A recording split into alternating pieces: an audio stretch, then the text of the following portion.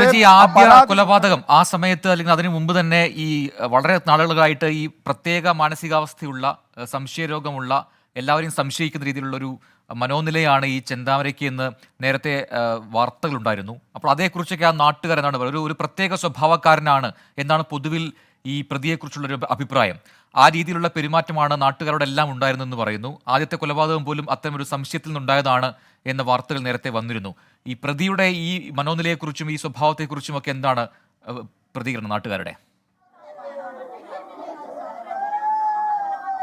പ്രജിൻ, അത് തന്നെയാണ് ഈ പ്രതിയുടെ ഈ മനോനിലയെക്കുറിച്ചാണ് നാട്ടുകാർ പലപ്പോഴും പരാതിപ്പെട്ടിരുന്നത്. ഇന്നും ഇവർ പറയുന്നുണ്ട്, ഒരു വലിയ വടിവാള് നീട്ടിയതിനു ശേഷം ഈ വടിവാൾ ഉപയോഗിച്ചുകൊണ്ട് ഞാൻ എൻ്റെ സെറ്റപ്പ് എന്താണ് എന്ന് കാണിച്ചു തരുമെന്ന തരത്തിൽ പ്രതി രാവിലെയും ആക്രോശിച്ചിരുന്നു എന്നുള്ളതാണ് പറയുന്നത്. കഴിഞ്ഞ 29-ാം തീയതി ഇവർ പരാതി നൽകുന്നത് പോലും അത്തരത്തിലാണ്. അതായത് തുടർച്ചയായി ഇവരെ ഈ വീട്ടുകാരെ മാത്രമല്ല ഈ സമീപത്തെ മറ്റുള്ള ആളുകളെയും എല്ലാം പ്രതി ഭീഷണിപ്പെടുത്തുന്ന ഒരു സാഹചര്യമുണ്ടായി. ഇതോടുകൂടിയാണ് പ്രതിക്കെതിരെ ഈ പോലീസിലടക്കം പരാതി നൽകുന്നത്. ഈ പ്രതി ജാമ്യവ്യവസ്ഥ ലംഘിച്ചുകൊണ്ടാണ് ഈ മേഖലയിൽ വീണ്ടും താമസമാക്കുന്നത്. അതോടൊപ്പം തന്നെ ആളുകളെ വലിയ രീതിയിൽ ഭീഷണിപ്പെടുത്തുന്നുണ്ട്. അതുകൊണ്ട് തന്നെ പോലീസിന്റെ ഇടപെടൽ വേണമെന്ന് ഇവർ നേരത്തെയും പറഞ്ഞതാണ്. പ്രതിന് ഏറ്റവും പ്രധാനപ്പെട്ട ഒരു കാര്യം, ഒരു പ്രതി, അതും കൊലപാതക കേസിൽ പുറത്തിറങ്ങുന്ന ഒരു പ്രതി, ആ പ്രതി എന്തു ചെയ്യുന്നു എന്ന് കൃത്യമായി സ്പെഷ്യൽ ബ്രാഞ്ച് അടക്കം നിരീക്ഷിക്കണം എന്നുള്ളതാണ് അതിന്റെ ഒരു ചട്ടം. സ്വാഭാവികമായും ഒരു കൊലക്കേസ് പ്രതി പുറത്തിറങ്ങി കഴിഞ്ഞാൽ ആ പ്രതിയുടെ മൂവ്മെന്റ്സ് അടക്കം പോലീസിന്റെ സ്പെഷ്യൽ ബ്രാഞ്ച് അടക്കം നിരീക്ഷിക്കുന്നതാണ് അതിന്റെ ഒരു പതിവ് രീതി. പക്ഷേ അതുണ്ടായില്ല എന്ന് മാത്രമല്ല, ഈ കുടുംബം പരാതിപ്പെടുന്നു. ആ പരാതി പോലും മുഖവിലക്കെടുക്കാൻ ഇവിടെ പോലീസ് തയ്യാറായില്ല എന്നുള്ളത് തന്നെയാണ് 2 ജീവൻ നഷ്ടപ്പെടുന്നതിലേക്ക് നയിച്ചത്. ഇന്ന് സുധാകരനെ കൊലപ്പെടുത്തുന്നതിന് അരമണിക്കൂർ മുമ്പാണ് ഈ പ്രതി ഒരു വലിയ വടിവാളും കയ്യിലേന്തി വലിയ രീതിയിൽ ഭീഷണിപ്പെടുത്തിയതെന്നുള്ളതാണ് ഈ പ്രദേശവാസികളുമായി നമ്മൾ സംസാരിക്കുമ്പോൾ അവർ പറയുന്നത്. അതിനുശേഷമാണ് ഈ സുധാകരനെ കൊലപ്പെടുത്തുന്ന ശബ്ദം കേട്ട്, സുധാകരന്റെ കരച്ചിൽ കേട്ട് ഓടിയെത്തിയ ലക്ഷ്മിയെയും കൊലപ്പെടുത്തുന്നു. 2 വർഷം മുമ്പാണ് സുധാകരന്റെ ഈ മകളെ അടക്കം, സുധാകരന്റെ ഭാര്യയെ അടക്കം കൊലപ്പെടുത്തുന്ന.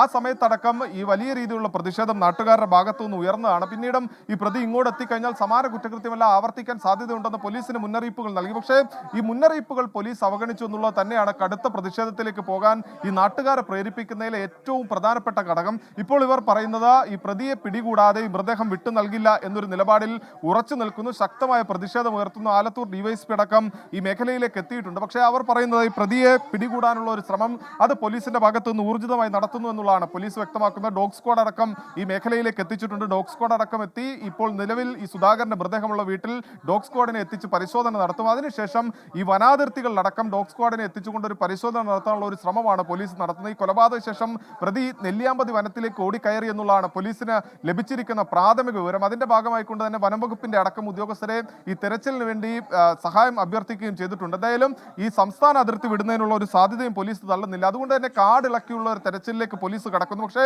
ഈ ഇവിടുത്തെ പൊതുജനങ്ങളാകട്ടെ ഈ പ്രതിയെ പിടികൂടുന്നത് വരെ ഈ മൃതദേഹം വിട്ടു നൽകില്ല എന്നുള്ള ഉറച്ച നിലപാടിൽ നിൽക്കുകയാണ്. നിലവിൽ ഈ കൊല്ലപ്പെട്ട ലക്ഷ്മിയുടെ മൃതദേഹം ഇതിനോടകം തന്നെ പാലക്കാട് ജില്ലാ ആശുപത്രിയിലേക്ക് മാറ്റുകയും ചെയ്തിട്ടുണ്ട്. പക്ഷേ ഈ സുധാകരന്റെ ഇൻക്വസ്റ്റ് നടപടികൾ അടക്കം പൂർത്തിയാക്കാനുണ്ട്. പക്ഷേ ഇത് സംബന്ധിച്ച് നാട്ടുകാർ പറയുന്ന, ഒരു തരത്തിലും ഈ ഇൻക്വസ്റ്റ് നടപടികൾ പൂർത്തിയാക്കി മൃതദേഹം ഇവിടെ നിന്ന് വിട്ടു നൽകാൻ അനുവദിക്കില്ല എന്നുള്ളതാണ് ഇവർ പറയുന്നത്.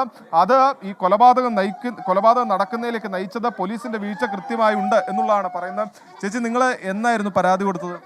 ഒരാഴ്ച. ഈ കുട്ടിയാണ് കൊടുത്തത് പരാതി. ഈ കുട്ടിയാണ് കൊടുത്തത്. 4-5 ദിവസമായി. നേരെ വീടാണ്. പുഷ്പ അങ്ങോട്ട് വാ. അവളാണ് പരാതി കൊടുത്തത്. അവളാണ് നേരെ ഉമ്മർത്ത വീട്. അവളുടെയും കൂടി ഭീഷണി ഉണ്ടായിരുന്നു.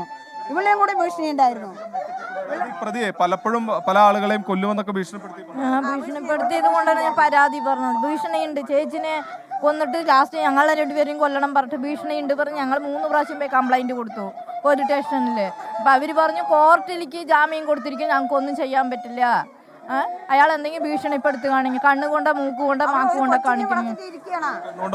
കാണിക്കുന്നതിന് മാത്രം ഇവിടെ വന്ന് പരാതി വിളിക്ക്, ഞങ്ങൾ വരാ പറഞ്ഞു.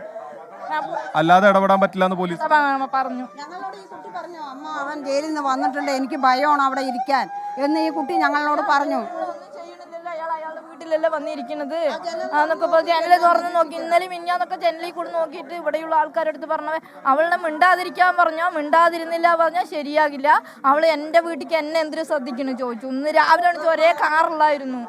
അങ്ങനെ ചോദിച്ചിട്ട് ഇവരുടെ അടുത്തൊക്കെ പറഞ്ഞിട്ട് എൻ്റെ അമ്മായിൻ്റെ അവള് പറഞ്ഞു, നീ ശ്രദ്ധിച്ചിരിക്കേ, നിങ്ങൾ അങ്ങോട്ട് പ്രജിൻ, അത് തന്നെയാണ് ഇവർ പറയുന്നത്. അതായത് ഈ പ്രതി ഇവിടെ എത്തിയതിനു ശേഷം ഇത്തരത്തിലുള്ള, അതായത് ഈ കൊലപ്പെടുത്തുമെന്ന തരത്തിൽ പ്രതികരിച്ചതാണ്. പ്രതികരിച്ച സമയത്ത് അത് പോലീസിനോട് ഉൾപ്പെടെ പറയുകയും ചെയ്തു. പക്ഷേ അവർ അതിലൊരു മുഖവിലക്കെടുത്തില്ല. അതാണ് ഇതിലേക്ക് പോയത്. നിങ്ങൾ എന്നായിരുന്നു പരാതി കൊടുത്തത്? 29-ാം തീയതി ഡിസംബറിൽ കംപ്ലൈന്റ് കൊടുത്തു. ആ ദിവസം തന്നെ വന്നിട്ട് അയാളെ കൊണ്ടുപോയി, അതേപോലെ അയാൾ വരികയും ചെയ്യും. പോലീസ് ആളെ കൊണ്ടുപോയിട്ട് തിരിച്ചു വിട്ടു. 2 പോലീസുകാർ ബൈക്കിൽ വന്നിട്ട് സ്റ്റേഷനിലേക്ക് വിളിക്കേണ്ടത് പറഞ്ഞു. അതേപോലെ അയാൾ പോയി ബസ്സിൽ പോയി തോന്നുന്നു. വൈകുന്നേരം ആകുമ്പോഴേക്കും ആള് വന്നു. ഏത് പോലീസ് സ്റ്റേഷനായിരുന്നു? Nenmara police station. നെന്മാറ പോലീസിലായിരുന്നു നിങ്ങൾ പരാതി കൊടുത്തിട്ട്? പിന്നീട് ഇവരൊരു നടപടി ഉണ്ടായില്ല? പിന്നെ ഒന്നുമേ അറിഞ്ഞിട്ടില്ല. ഇല്ല, ഒന്നുമേ നടന്നിട്ടില്ല. ഇറങ്ങിയിട്ട് ഇയാൾ ഇങ്ങോട്ട് വരരുതെന്ന് ജാമ്യത്തിൽ അല്ലേ? എല്ലാം ഉണ്ടായിരുന്നു. ചിലവര് പറഞ്ഞു ഈ പോത്തുണ്ടി പരിസരത്തെ വരില്ല, ഇനി വരില്ല എന്ന്. 2 മാസം കഴിഞ്ഞപ്പോഴേക്കും ആളിവിടെ എത്തിയില്ലേ. ഇനി ഞങ്ങളുടെ ജീവൻ പേടി, അത്രയാണ്. ഇനി എന്നെ പറ്റില്ല. ഇനി അടുത്ത ആള് തട്ടോ ഇല്ലയോ എന്ന് പറയാൻ പറ്റില്ല. അപ്പൊ അവിടെ ആർക്കും താമസിക്കാൻ പറ്റാത്ത അവസ്ഥയാണ്.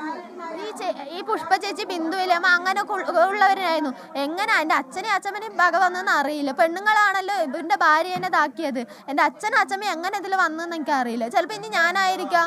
അമ്മയോട് ഇങ്ങനെ പെരുമാറാൻ എന്തായിരുന്നു? അയാളുടെ ഭാര്യ പിണങ്ങി പോയത് എൻ്റെ അമ്മയാണ് പ്രശ്നക്കാര്. എൻ്റെ അമ്മ അച്ഛൻ്റെ അടുത്ത് വിളിച്ച് സംസാരിക്കുകയാണെങ്കിൽ അത് അയാളുടെ ഭാര്യയാണെന്ന് വിചാരിച്ചിട്ടുണ്ടാകുക. എൻ്റെ അമ്മയാണ് ഭാര്യനെ വിളിച്ചിട്ട് അതും ഇതും ഇവിടുത്തെ കാര്യങ്ങൾ പറഞ്ഞു കൊടുക്കണം, അതൊക്കെ വിചാരിച്ചിട്ടാണ് കൊന്നത്. ശേഷം നിങ്ങൾ പോലീസ് ഇപ്പൊ ഇയാൾ ജാമ്യത്തിൽ 1 മാസം മുമ്പ് ഇറങ്ങിയപ്പോ പരാതിപ്പെട്ടു. എന്തിനങ്ങനെ ഇറങ്ങിയത്?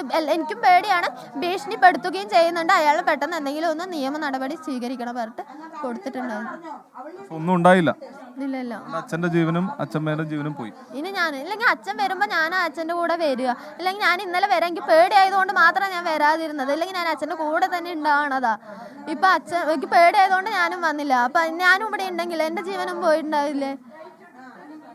അതായത് പ്രജിൻ, സുധാകരന്റെ മകളാണ് ഈ സംസാരിക്കുന്നത്. അതായത് ഇന്നലെ അച്ഛൻ വീട്ടിലേക്ക് വരാൻ തന്നെയും വിളിച്ചതാണ്. പക്ഷേ താൻ വന്നില്ല. വന്നിരുന്നെങ്കിൽ തൻ്റെ കൂടി ജീവൻ പോകില്ലായിരുന്നോ എന്ന ചോദ്യമാണ് ചോദിക്കുന്നത്. സ്വാഭാവികമായും ആ കുട്ടി പങ്കുവെക്കുന്ന ആശങ്ക എത്രത്തോളം പ്രകടമാണെന്ന് നമുക്കിവിടെ എത്തി സംസാരിക്കുമ്പോൾ മനസ്സിലാകും. കാരണം ഇന്ന് ഈ സുധാകരനെ കൊലപ്പെടുത്തുന്നത് കണ്ടാണ് അമ്മ ലക്ഷ്മി അങ്ങോട്ടേക്ക് ഓടിയെത്തുന്നത്. ആ ലക്ഷ്മിയെ പോലും നിഷ്കരുണം കൊലപ്പെടുത്തുന്ന ഒരു രീതിയായിരുന്നു പ്രതിയുടെ ഭാഗത്തു നിന്നുണ്ടായത്. പിന്നീട് ആ പ്രതി ഓടി രക്ഷപ്പെടുകയും ചെയ്തു. ഇത് തന്നെയാണ് നാട്ടുകാർ ചൂണ്ടിക്കാണിക്കുന്നത്. അതായത് ജാമ്യത്തിൽ ഇറങ്ങിയതിന് ശേഷം ഈ ചെന്താമരൻ ഈ പലപ്പോഴും ഇത്തരത്തിലുള്ള ഈ മനോനില പ്രകടിപ്പിച്ചു.